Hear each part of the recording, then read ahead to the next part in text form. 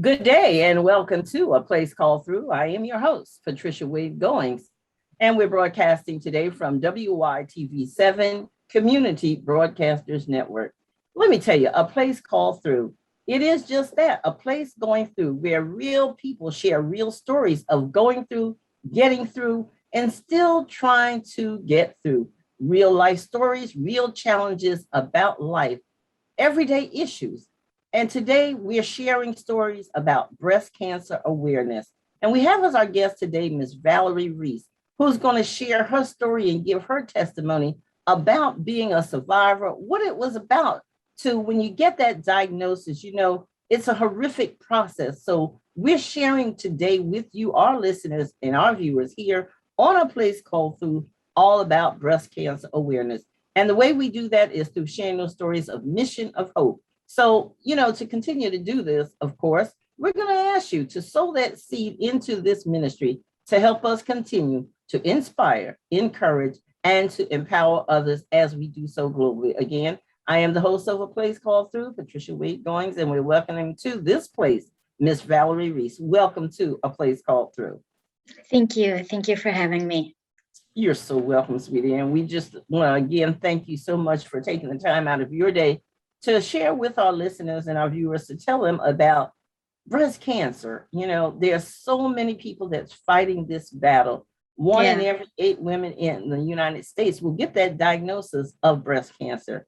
And it's not, something that you just go to the doctor and you're looking forward to hearing. You don't want to walk in there and he says, oh, gee, you got breast cancer, but it has happened to us. I share that with you as I am going on to being a 7-year survivor. So tell us, Miss Valerie, when you first noticed that, something was different, what was that you noticed about yourself that said, okay, let me go to the doctor? Well, I didn't. There wasn't anything different. It was found on a routine mammogram, and I was very fortunate. They caught it very, very early. I was kind of young. It was supposed to be my 3rd mammogram, but it was actually my 2nd. I'd skipped what should have been my 2nd, and my doctor kind of got on me. You need to go in, she kind of chewed me out a little bit, and good thing she did, because that's how they found it in a routine mammogram. It was very early, so there wasn't a lump or anything like that I could feel, or any symptoms that I was experiencing. And see, that's why it's really, really crucial, for our listeners and our viewers, you must get those mammograms. You must do that self-examination. Without it, you don't know. The unknown is there. With me, I saw the lump. I knew something was wrong, but I panicked. The fear was very overwhelming. And so I was like, okay, this thing don't feel right. It's not supposed to be there. So I did go and get the mammogram, and that's when I got my diagnosis. And everybody, their case is pretty much different. There are some cases that are similar. And with you, as you said, you don't really see any signs or no symptoms about having this. So this became a horrific shock to you now that you have now been diagnosed with breast cancer. It was. And I had, come to find out a little later that there was actually a family history that I didn't even know about, so another reason too, that I should have been on it. You can't be skipping these things. But it was kind of nasty how I found out, because my husband and I, we had been watching, our app, for the alerts for the results to come in. And they finally came in towards the end of the business day on Friday. But nobody had called. We just got this alert on the app and found it on there. And there was nobody to tell me what these things meant, except for Google. Not a smart thing, but that's what we did. And we kind of figured it out, and then just sat on pins and needles the rest of the weekend. And so yeah, I'd made a bunch of calls over the weekend, and so they called me right away Monday morning and said, yes, you're right, it is cancerous. And so I kind of, I'd had the weekend to kind of absorb the idea that this might actually be real. Mhm. But yeah, it was a shock. I mean, I really, except for those 2 days, I really didn't see it coming at all. It is shocking. I can recall sitting in the doctor's office waiting for him, to come back with the results. Actually, I kind of knew it because when I got the first mammogram, I was sitting in the office, still in the exam room, and they sent the doctor in, to come and talk to me. And the nurse left the door open. And I should have said something, but she went in the hallway and apparently she was talking to the secretaries and whoever was out there at the desk. And I overheard the conversation when the lady said, "Does she know?" But I mentally blocked that out. And so when Yeah. we sent the doctor in, to do the exam, he was like, "Well, you need to go see this doctor, this, that, and the other." And so I had completely wiped out of my mind what I overheard. And so I made up in my mind that no, this is not cancer. But when I went to see my doctor, that's when he gave me the actual story. And they continued to want to do more testing to see actually where it came from. And I was blessed in that fact that they could not find any other trace of it. To this Oh, that's day, they good. don't even know where it came from. Oh, wow. So I always give people my testimony and share with them that my breast cancer was like, it was just a limb without a trunk. And so, yes, breast cancer can be overwhelming, and it affects millions of women. And, I read that it's like every 2 minutes, a woman is diagnosed in the United States with breast cancer. So, it's just an alarming thing, that this is actually reality. It is happening. So your support system, it was good that you had a support system. And I know that you mentioned Google, and a lot of us do use Google to find out everything. And Google is not always accurate, but No. Google has helped in some cases. So now you're at this process that you realize, and you're now having to accept this fact that, yes, I have breast cancer. What was your next step? What did you do then? My immediate thought is basically my breast cancer journey was one of anxiety, or rather not having anxiety, because I'd had a long history of anxiety with illness before, to the extent that I was hospitalized, and that kind of thing. And so, in the moments that I was diagnosed, and my husband is there and he's hugging me, and I looked at him, I said, I am not going to let anxiety get me this time. I'm just not going to do that. And that was kind of my journey the whole time, is that, that the fear is such a very real thing. Yes, And that's how I learned to lean on Jesus. That's how I learned to give my fear to him. The verse that says to cast your cares on him, that to me was always so, poetic, but vague. I just couldn't hold on to that.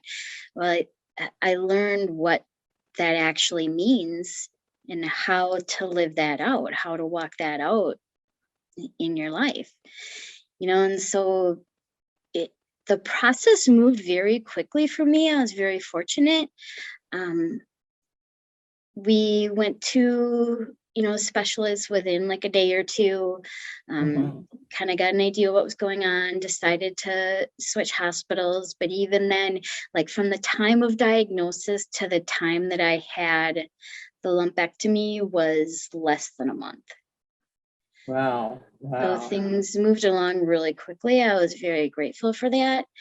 A lot of that process was, especially with my age and the type of cancer I had, is, are you going to get a mastectomy? What is the possibility of this coming back? What is the risk to my daughter?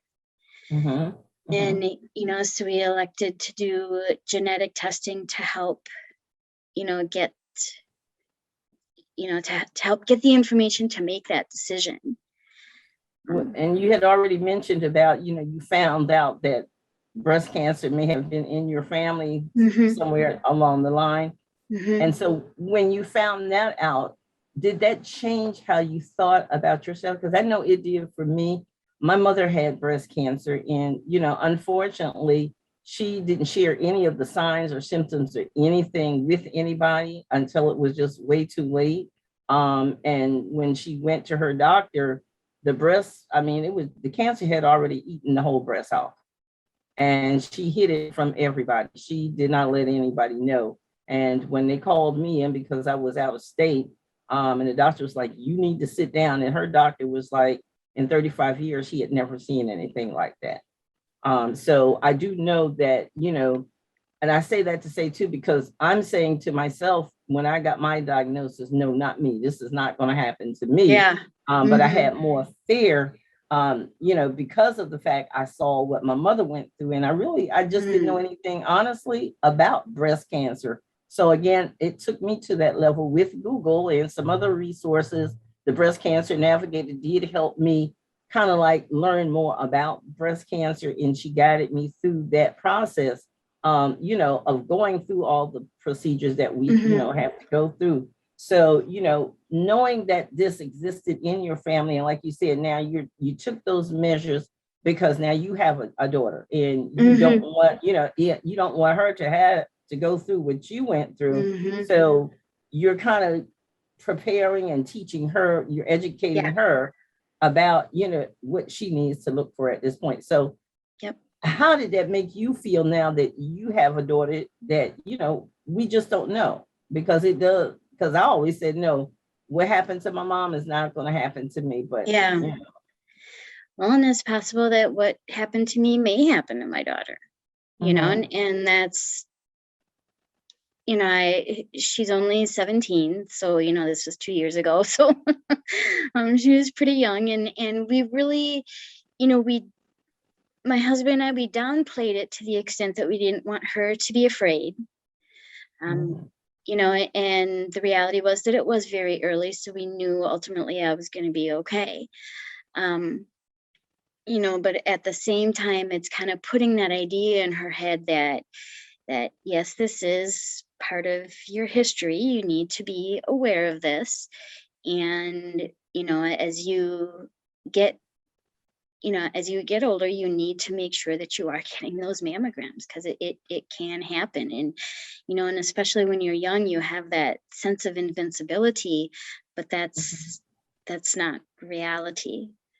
And that's why, again, we can't help but to share, and keep repeating that self-exam and that mammogram is really important. Go to your doctor and ask for that mammogram. There's plenty of clinics, that offer these mammograms, and some of them, offer them at a low scale. So they're not really hard to get. Use all of your resources in your community, in your county.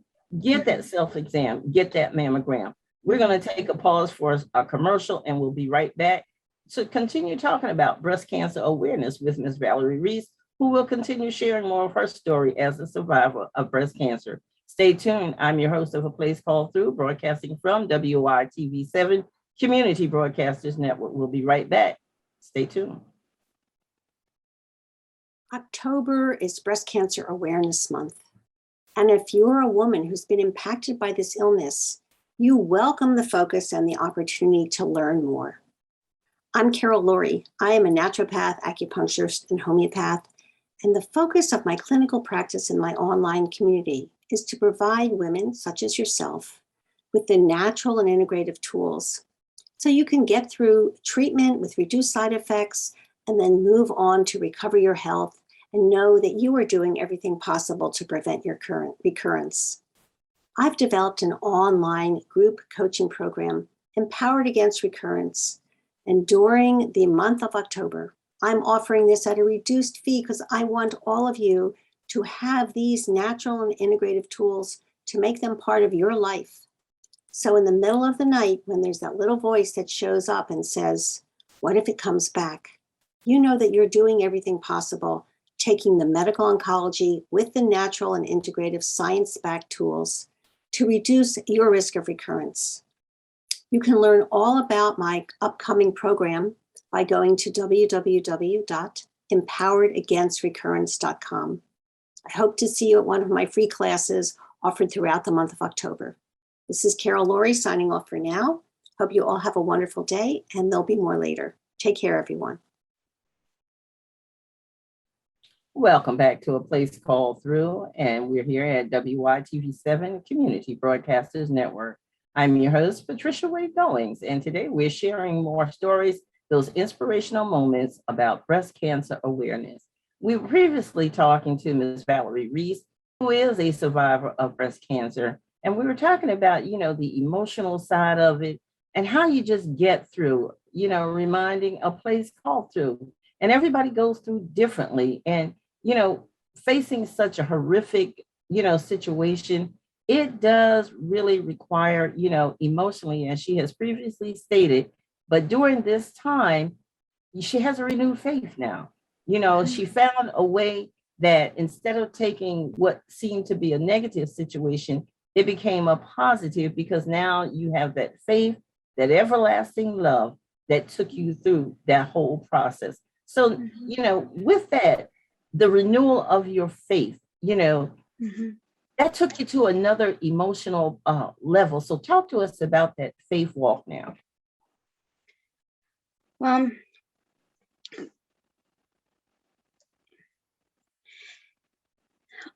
for me, a lot of that was through music. God speaks to me through music.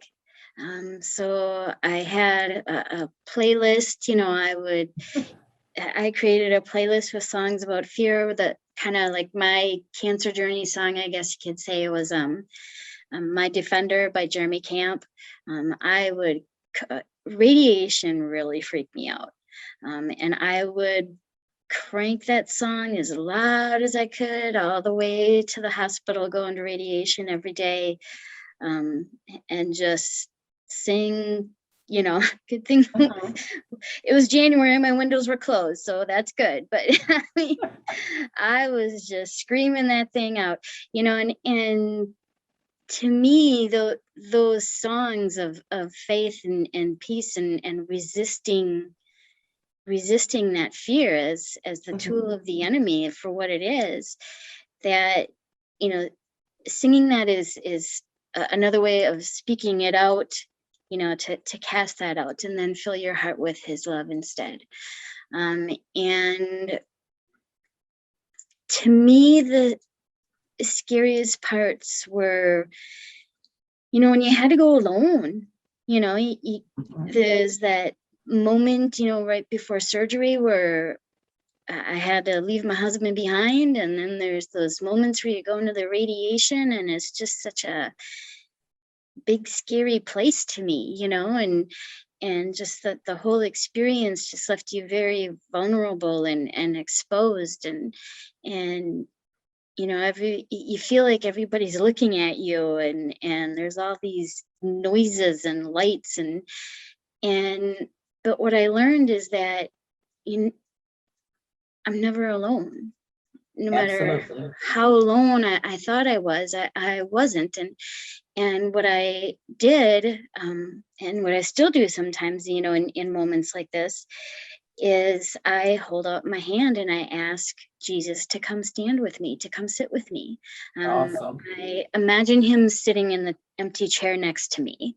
When you're having radiation, you got to have your hands up above your head like this. And I would have my hand open, and I would, Jesus, please come hold my hand. Nobody else can be here with me, but you can go where nobody else can. And honestly, I would feel warmth in my hand and just peace wash over my body. And that is so wonderful. That's how I got through it. Another thing that was really helpful for me was Cancer Companions. It was founded by Karen Tripp a long time ago. Maybe you're familiar with that. But they help families that are affected by cancer, and they have, she has a couple books and just programs that can help, cancer makes you ask some very serious questions about your faith. And she kind of helps you deal with some of those things. So that was very helpful for me as well. See, when I was going through, I was introduced to breast cancer navigator nurse who kind of walked me through the whole process step by step. She was there with me right after they gave me the diagnosis, and every doctor appointment, she was there. And when I was going through chemo, I met a young lady, and I never forgot her. Anna was a sweetheart. She was in her early 30s and just had her first child, and she was diagnosed with breast cancer and facing a double mastectomy. But this girl gave me strength that I could never find alone. Her and her mom, every treatment, they were there. And I missed her on the last one because she had already gone to surgery. But when I went through the radiation, I mean, it was just, like you said, it's a horrific process. Even going through the surgery, the nurse that was caring for me, she came and I didn't ask any questions of the lady. She just pat me on the shoulder and she said, yes, I'm like a 30-something year survivor. And then I met another nurse who was going through, she says, I'm 8 year, so having that support, of people, but that the real support comes from our Father. And he does guide us through this process, as horrific as it is. He will take us through it. The thing is, as you said, you had your hand up, you were ready to receive, and you're reaching out to him. And that's the one thing that we have to do. So now that you really are a survivor, how many years are you a survivor of? 1.5 years. Oh, you're a new survivor. Yeah. Well, bless the Lord. Yeah, I'm not technically out of the clear yet. They'd say those first 2 years, they keep a close eye on you. Yeah, they will. They keep watching you, but you're doing well. You're on the mend. So now that because you're new to this, being a survivor, and I'm sure that you still have, some thoughts of when you first got through. At least I do. Even now that I'm going on 7 years, it still kind of takes me back to that place where, I've got that. And how do I help somebody else now? What do I say to somebody else that I meet, may meet that's going through that just, actually, I found a friend that she just got her diagnosis and, but she too, she found more faith. And that's amazing that because so many women are facing this, faith takes us through this thing. So what would you say to somebody else that may be walking in your shoes or similar? Well, there was a friend of mine just yesterday afternoon told me that she got the diagnosis. This is, less about 12 hours ago, but and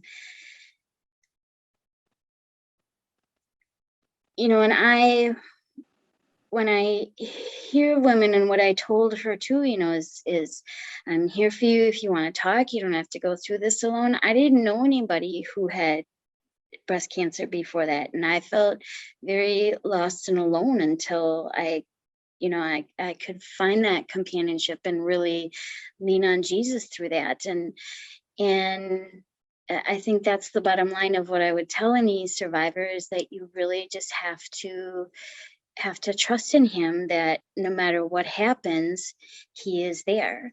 A really, a big piece of how I continue to walk through this, kind of a tough decision I had to make, is there is a certain medication that I should still be taking. You were supposed to take it for like 5 to 7 years after you have the type of cancer I had, but I couldn't take it because it was known to cause a relapse of a previous serious illness I'd had.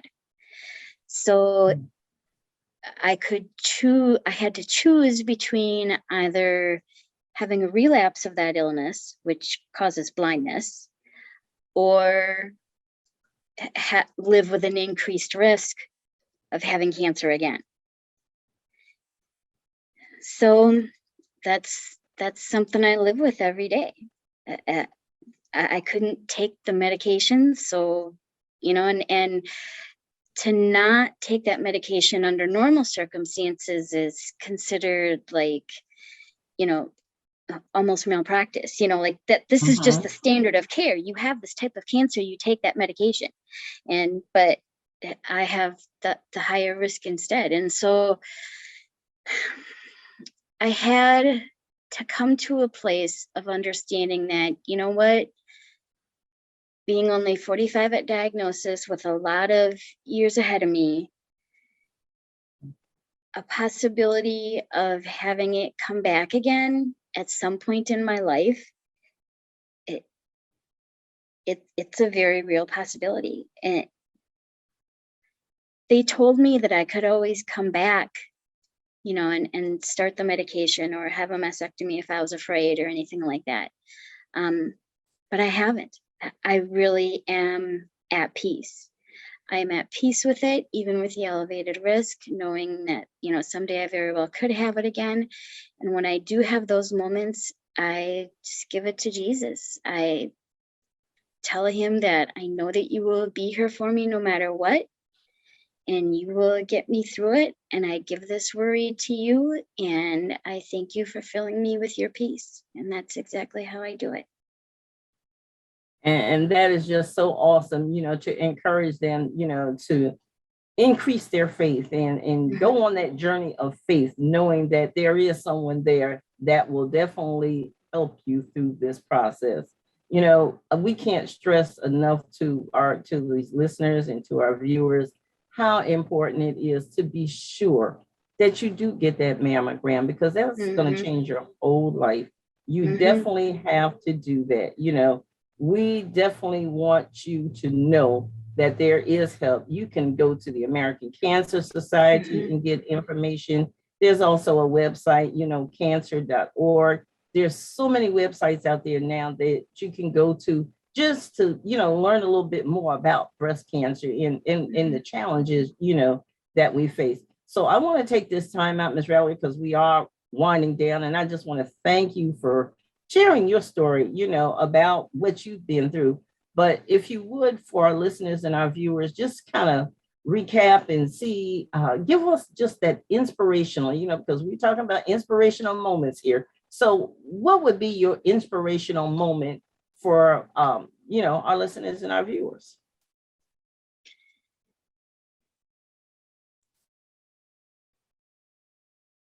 God is love.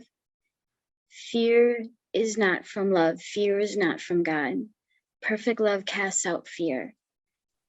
So when you're in that place of fear, you cast it out and give it to God, and he will never let you down. Awesome. And he definitely hasn't let you down, and never will he let you down. We want to encourage you, keep your faith, keep believing, and knowing that there is a God who cares about you, who loves you. And he said, I will never leave you, nor will I forsake you. And so we do cast our cares upon him for all the healing and all the needs. And again, we do thank you for being our guest. We thank God for your survivalship and for your encouraging people. Stay strong in the Lord. And we want you to know that if you need us here at WYTV7 and a place called through, we're always here for you. Again, we thank you. And if you have any information, a website or phone number or any books that you want our listeners to reach out to you, please share that. We're kind of winding up. We've got about 3 minutes left. Yeah. Well, I'm an author and a blogger. I am at candidlychristian.com. I am also a freelance editor and proofreader. My website is valerieriese.com. We have a book coming out called Faith Talk. It will be launched October 15th. And there's some of my cancer story in that book. It's a wonderful collection of testimonies from women all over the world in how their faith impacts them in their day-to-day life. And, whether it's the first time or the 10,000th time, their salvation story, or, just how they get through from one day to the next. So it's a really neat book. We're really excited about it. You've heard it here from Ms. Valerie Riese here on A Place Called Through. at WYTV7 Community Broadcasters Network. And if you'd like to be a guest, if you like the stories that you've been hearing, please reach out to us, pgoingswp@gmail.com. You can also follow me on Facebook at A Place Called Through, at Willpower, the call to rise above. The website is www.willpowerthecalltorise.org, and my phone number is area code 843-608-9744. Again, we thank you for being our guest. Don't forget, y'all, please, we need your support to continue this mission of hope so that we can continue with those inspirational moments to empower you, to educate you as well. So we want to thank you again for tuning in. Stay tuned. We're coming back next week with more inspirational moments on breast cancer awareness.